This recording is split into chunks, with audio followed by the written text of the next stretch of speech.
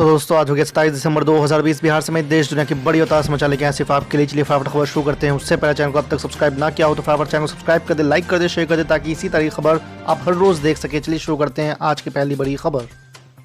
नए कृषि कानून के खिलाफ आंदोलन पर बैठे किसानों ने सरकार से फिर से बातचीत शुरू करने का फैसला किया है।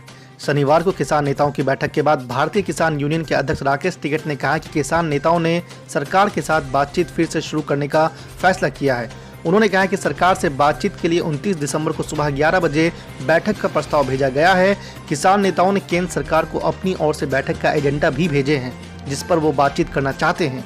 राकेश टिकैत ने कहा कि 3 कृषि कानून को निरस्त करने, एमएसपी के लिए कानून गारंटी हो, सरकार के साथ बातचीत का एजेंडा ये होना चाहिए। आपको बता दें कि सरकार भी किसानों से कई बार अपील कर चुकी है कि वो आंदोलन का रास्ता छोड़े और बातचीत शुरू करे। बीच में किसानों ने सरकार की ओर से भेजे गए प्रस्ताव को ठुकराते हुए कहा था कि वो आग से ना खेले और आंदोलन को हल्के में ना ले। आज की दूसरी बड़ी खबर बिखर रहा है एनडीए का कुंभा। कृषि कानून के विरोध में एक और दल ने छोड़ा एनडीए का साथ। जी आपको बता दें कि कृषि कानून के विरोध में अकाली दल के बाद अब एक और पार्टी ने एनडीए से नाता तोड़ लिया है। राजस्थान की राष्ट्रीय लोकतांत्रिक पार्टी ने एनडीए से अलग होने का ऐलान कर दिया है। पार्टी के संयोजक और राजस्थान के नागौर से सांसद हनुमान बेनीवाल ने इससे पहले किसानों के आंदोलन का समर्थन करते हुए 3 संसदीय समितियों से इस्तीफा दे दिया था। अलवर जिले के शाहजहांपुर में किसान रैली को संबोधित करते हुए बेनीवाल ने कहा कि मैं एनडीए के साथ फेविकोल से नहीं चिपका हूं, आज मैं खुद को एनडीए से अलग करता हूं। बेनीवाल ने विवादास्पद कृषि कानून के विरोध में शुक्रवार को किसानों के समर्थन में दिल्ली कूच का ऐलान किया था। आरएलपी प्रमुख हनुमान बेनीवाल ने एनडीए से अलग होने के बाद कहा है कि वो कांग्रेस से गठबंधन नहीं करने जा रहे हैं। बेनीवाल ने कहा कि मैंने कृषि कानून के विरोध में एनडीए छोड़ा है, यह कानून किसान विरोधी है। मैंने एनडीए छोड़ दिया है, लेकिन कांग्रेस के साथ गठबंधन नहीं करने जा रहे हैं। आज की तीसरी बड़ी खबर। कांग्रेस नेताओं की गिरफ्तारी पर बोली प्रियंका गांधी, किसानों का सवाल उठाने से कोई नहीं रोक सकता। जी आपको बता दें कि कांग्रेस की महासचिव प्रियंका गांधी वाड्रा ने उत्तर प्रदेश में गाय बचाओ किसान बचाओ पदयात्रा निकाल रहे पार्टी नेताओं की गिरफ्तारी के बाद यूपी की योगी सरकार पर हमला बोला है। प्रियंका गांधी ने कहा कि दुनिया की कोई ताकत किसानों के हित का सवाल उठाने से नहीं रोक सकती। आपको बता दें कि गाय बचाओ किसान बचाओ पदयात्रा निकाल रहे उत्तर प्रदेश कांग्रेस कमेटी के अध्यक्ष अजय कुमार लल्लू को शनिवार दोपहर ललितपुर की पुलिस ने देलवाड़ा कस्बे के करीब अनेक कार्यकर्ताओं के साथ गिरफ्तार कर लिया है। कांग्रेस ने पुलिस पर बल प्रयोग करने का भी आरोप लगाया है।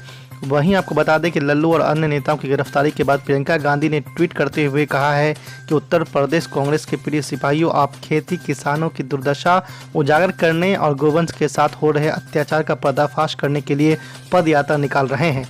आप गाय बचाओ किसान बचाओ का नारा बुलंद कर रहे हैं। दुनिया की कोई भी शक्ति आपको किसानों के हित का सवाल उठाने से नहीं रोक सकती। आज की चौथी बड़ी खबर। प्रधानमंत्री नरेंद्र मोदी ने कांग्रेस के पूर्व अध्यक्ष राहुल गांधी पर निशाना साधते हुए कहा कि दिल्ली में कुछ लोग मुझे लोकतंत्र सिखाने की कोशिश कर रहे हैं। राहुल गांधी के देश में लोकतंत्र नहीं होने के बयान पर पीएम मोदी की यह प्रतिक्रिया आई है। जम्मू कश्मीर के सभी लोगों के लिए आयुष्मान भारत योजना शुरू करते हुए प्रधानमंत्री नरेंद्र मोदी ने कहा कि दिल्ली में कुछ लोग हैं जो हमेशा मुझ पर तंज कसते हैं और अपमान करते हैं। मैं उन्हें राज्य में हुए डीडीसी चुनाव को लोकतंत्र के उदाहरण के रूप में दिखाना चाहता हूं। प्रधानमंत्री ने कहा कि राजनीतिक ताकतें मुझे लोकतंत्र पर लेक्चर दे रही है, लेकिन उनका दोहरा रवैया और खोखलापन देखिए। आप हैरान होंगे कि सुप्रीम कोर्ट के आदेश के बावजूद वहां जो सरकार है स्थानीय निकाय चुनाव को लगातार टाल रही है। पीएम मोदी ने कहा कि जम्मू कश्मीर को केंद्र शासित प्रदेश घोषित करने के 1 साल के भीतर ही पंचायत स्तर के चुनाव आयोजित हो गए हैं। आज की 5वीं बड़ी खबर। असदुद्दीन ओवैसी अब गुजरात में देंगे बीजेपी को चुनौती, बीटीपी के साथ लड़ेंगे पंचायत चुनाव। जी आपको बता दें गुजरात में आगामी स्थानीय चुनाव को लेकर भारतीय ट्राइबल पार्टी और एआईएमआईएम प्रमुख असदुद्दीन ओवैसी साथ आ गए हैं। दोनों पार्टियों ने साथ चुनाव लड़ने का फैसला किया है। ये जानकारी बीटीपी विधायक छोटू भाई वसवा ने शनिवार को दी है। वसवा ने बताया कि बीटीपी और एआईएमआईएम संविधान को बचाने के लिए एक साथ सियासी मैदान में उतरे हैं। फरवरी मार्च में जिला पंचायत और तहसील पंचायत के चुनाव होने हैं।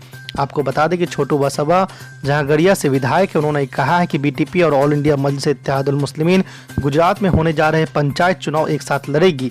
उन्होंने कहा है कि लोगों के बेहतर भविष्य के लिए कांग्रेस और बीजेपी दोनों को हटाने के लिए काम करना होगा। इसके अलावा उन्होंने राजस्थान में भी पार्टी को धोखा दिए जाने की बात कही है।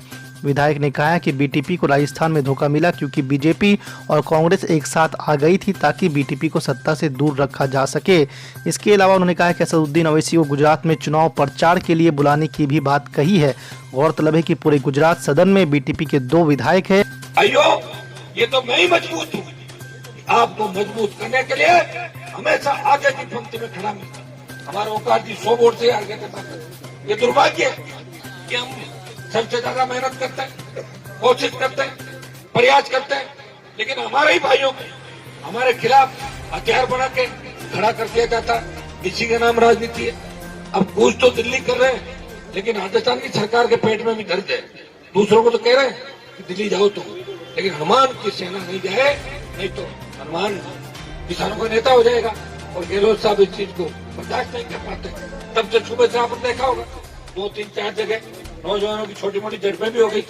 आज हमें रोकने के लिए राजस्थान की पुलिस को यहाँ लगाया। क्या आवश्यकता है राजस्थान की पुलिस की, यहाँ बताओ? बॉर्डर तो हरियाणा का है, किसका बॉर्डर है? दिल्ली जाना होगा तो कहाँ से निकलेंगे?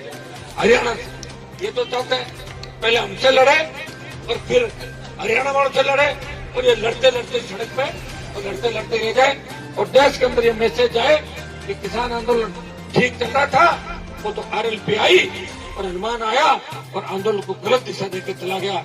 भाइयों, आंदोलन की शुरुआत जन संगठन आंदोलन की शुरुआत की, वो ये चाहते हैं कि आंदोलन को उनके तरीके से चलाया जाए।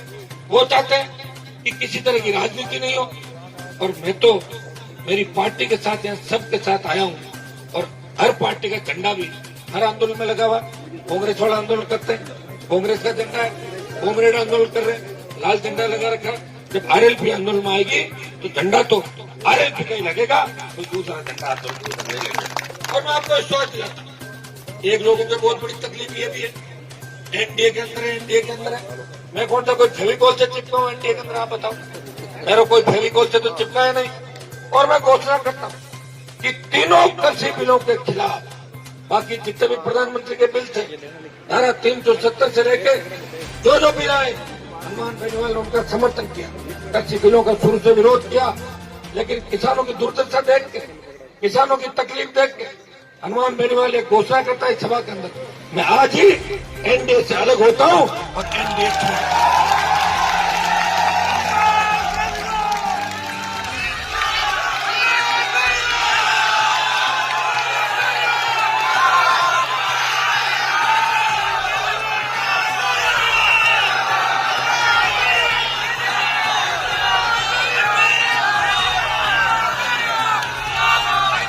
और भाइयों, हनुमान बेनीवाल की रगों में कोई खून दौड़ रहा है तो देश के किसानों की रगों के अंदर खून।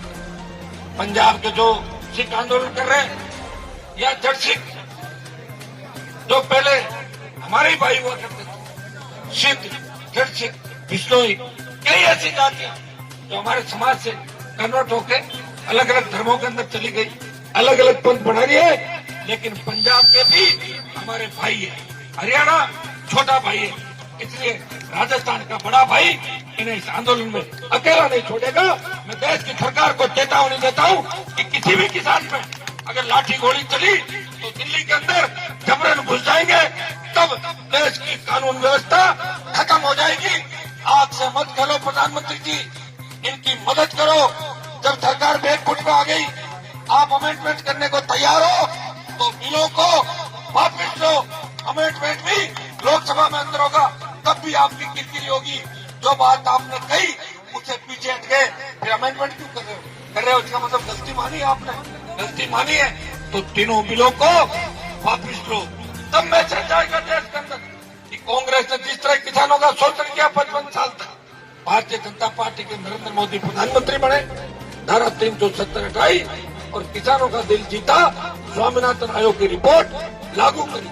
भाइयों, अगर संपूर्ण स्वामीनाथन आयोग की रिपोर्ट लागू हो जाती है तो जो मूंग आज 7100 रुपए में बिक रहा है, वो मूंग 15,000 से ज्यादा रुपए में बिकेगा, किसान माला माल हो जाएगा। लेकिन किसानों के लिए दुर्भाग्य इस बात का है कि हमारी पार्टियों के जितने बड़े बड़े नेता है, कांग्रेस की भी फोटो देख रहा हूँ, बार बार कांग्रेस वाले एक ही बात कहते हैं, हनुमान जी NDA क्यों नहीं छोड़ रहे?